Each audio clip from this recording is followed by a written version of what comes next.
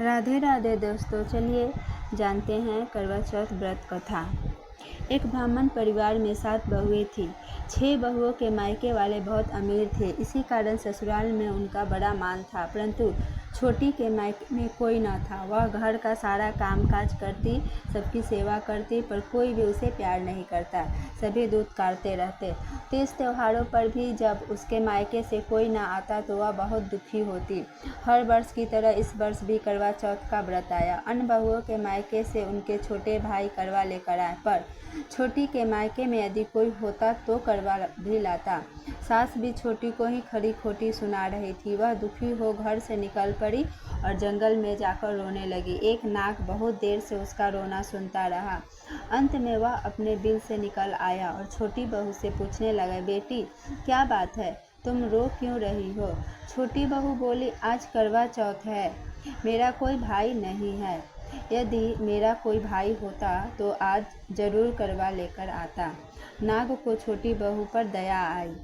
नाग ने कहा, बेटी तुम घर चलो, मैं अभी करवा लेकर आता हूँ।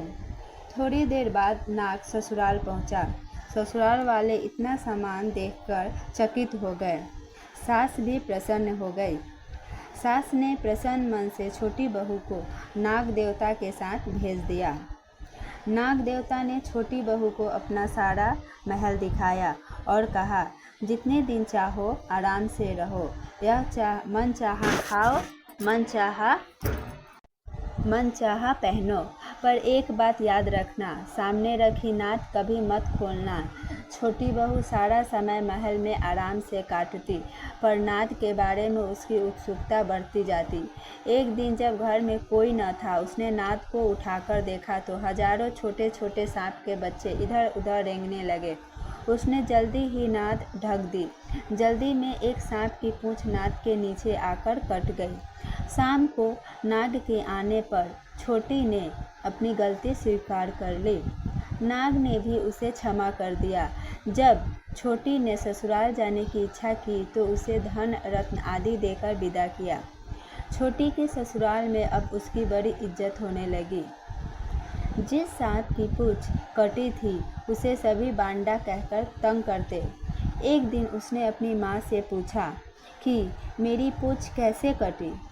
माँ ने कहा कि छोटी बहू के नाद उठाने और जल्दी में रखने में ही तुम्हारी पूंछ कटी है। तो वह बोला कि मैं छोटी से बदला लूँगा।